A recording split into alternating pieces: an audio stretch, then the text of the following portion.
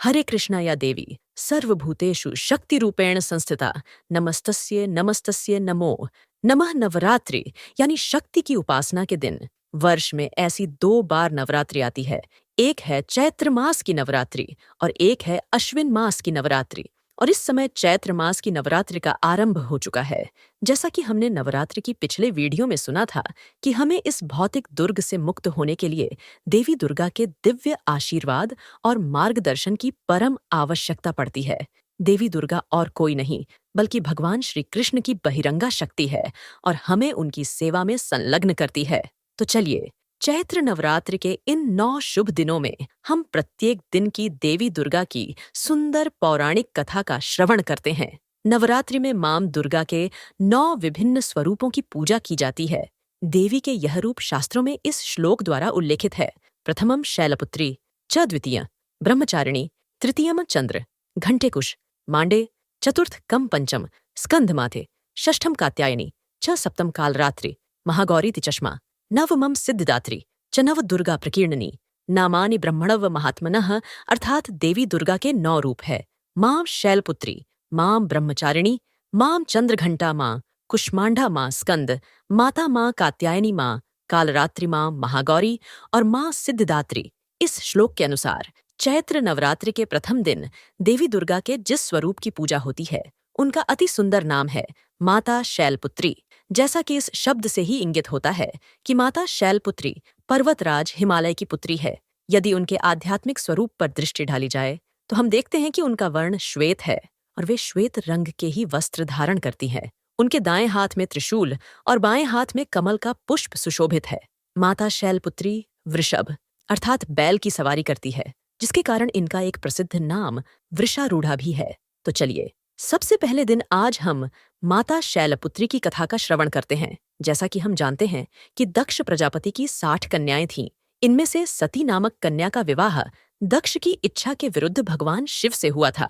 एक बार दक्ष प्रजापति ने एक महान यज्ञ का आयोजन किया तो उसमें भगवान शिव और सती को छोड़कर सभी देवी देवताओं को आमंत्रित किया गया।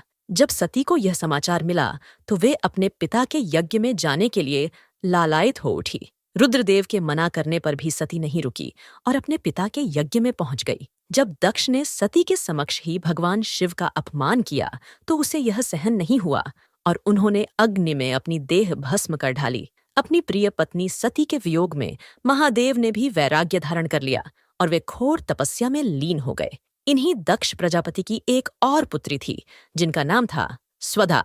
इसका विवाह पितरों के साथ हुआ था। इन पितरों की 3 मानसी पुत्रियां थीं, मैना, धन्या और कलावती। अब देखिए, एक समय ऐसा हुआ कि यह तीनों कन्याएं भगवान विष्णु के दर्शन करने के लिए श्वेत द्वीप में पधारी और उसी समय 4 कुमार भी वहां पहुंच गए।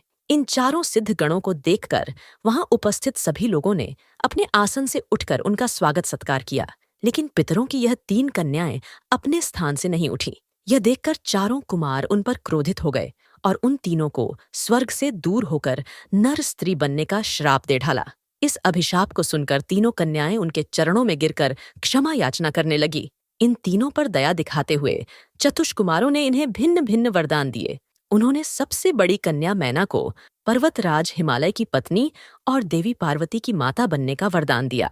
दूसरी कन्या धन्या को महाराज जनक की पत्नी और देवी सीता की माता होने का वरदान दिया। तीसरी कन्या कलावती को वृषभानु वैश्य की पत्नी और देवी राधा की माता होने का वरदान मिला और इस प्रकार वरदान पाकर यह तीनों कन्याएं श्वेत द्वीप से अपने घर लौट आईं। वरदान के अनुसार प्रथम कन्या मैना का विवाह पर्वतराज हिमालय से कर दिया गया। विवाह के पश्चात सभी देवी देवता राजा हिमालय और देवी मैना के पास पधारे। उन्हें कठोर तपस्या करके देवी उमा को अपनी पुत्री रूप में प्राप्त करने का अनुरोध करने लगे और ऐसा इसलिए आवश्यक था क्योंकि उस समय सभी देवी देवता तारकासुर नामक राक्षस के कोप से त्रस्त हो चुके थे, जिसे केवल महादेव का पुत्र ही मार सकता था। देवी सती के आत्मदाह के कारण यह कार्य अधूरा रह गया था और अब इस कार्य को पूर्ण करने के लिए देवी सती को पार्वती के रूप में अपना अगला जन्म लेना था। देवताओं की आज्ञा को शिरोधार्य करके राजा हिमालय और उनकी पत्नी तपस्या में लीन हो गए। देवी मैना सदैव ब्राह्मणों को दान देती, बड़े ही भक्तिभाव से देवी उमा की उपासना करती। पवित्र गंगा नदी के किनारे देवी उमा की मिट्टी की मूर्ति बनाकर देवी मैना उसे नाना प्रकार के भोग अर्पण करती। कठोर व्रत का पालन करते हुए कभी निराहार रहती तो कभी जल पर ही निर्भर रहती। एक समय तो उन्होंने केवल वायु पर ही जीवन यापन किया। इस प्रकार कठोर तपस्या करते हुए उन्हें 27 वर्ष बीत गए। इतने लंबे काल तक तपस्या करने के बाद जगदम्बा उमा देवी मैना से अत्यंत प्रसन्न हुई और उन्हें दर्शन देकर वरदान मांगने के लिए कहा। तब देवी मैना ने उनसे आग्रह किया कि वे स्वयं उनकी पुत्री के रूप में अवतरित हो। देवी उमा ने उन्हें यह वरदान दिया और राजा हिमालय के घर पार्वती के रूप में अवतरित हुई।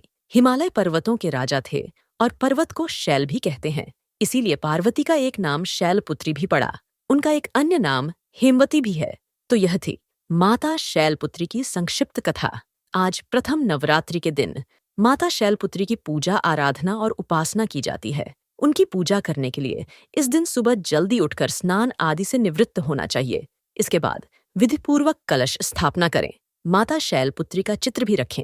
इसके बाद देवी को कुमकुम तथा अक्षत अर्पित करें। माता शैलपुत्री का वर्ण श्वेत है, इसलिए उन्हें सफेद रंग के पुष्प अर्पित करना उत्तम रहेगा। इसी प्रकार उन्हें सफेद रंग के मिष्ठान जैसे कि खीर और चावल भी अत्यंत प्रिय है। आज के दिन माता शैलपुत्री के इस मंत्र का जाप कर सकते हैं। वंदे वांछित लाभाय चंद्रार्ध कृत शेखराम्य। भगवान शिव की नगरी काशी में माता शैलपुत्री का एक प्राचीन मंदिर भी है, जहां पर नवरात्रि के प्रथम दिन भारी भीड़ देखने को मिलती है। कहते हैं कि इस मंदिर में माता शैलपुत्री के दर्शन करने मात्र से श्रद्धालुओं की सभी इच्छाएं पूर्ण हो जाती हैं। माता शैलपुत्री को वाराणसी भी अत्यंत प्रिय है, इसलिए वे यहाँ सदा निवास करती हैं। वाराणसी शहर भारत के सभी प्रमुख शहरों से सड़क, रेल और हवाई मार्ग से जुड़ा है और यहाँ सरलता से पहुंचा जा सकता है। तो यह थी चैत्र नवरात्रि के प्रथम दिन माता शैलपुत्री की कथा। अगर आपको यह कथा अच्छी लगी है तो हमें नीचे कमेंट बॉक्स में लिखकर बताएं और इसे अपने मित्रों और परिवारजनों को भी शेयर कर दें। अगर आप इस चैनल पर पहली बार आए हैं तो याद से आपके अपने इस चैनल को सब्सक्राइब करें, ताकि नवरात्रि की आने वाली कथाओं का नोटिफिकेशन आपको सरलता से मिल जाए। तो बोलो माँ शैलपुत्री की जय। तो दोस्तों, यह जानकारी आपको अच्छी लगी तो कमेंट में जय माता दी जरूर लिखें और अगर आपका कोई सवाल हो तो उसे कमेंट बॉक्स में अवश्य पूछ लें।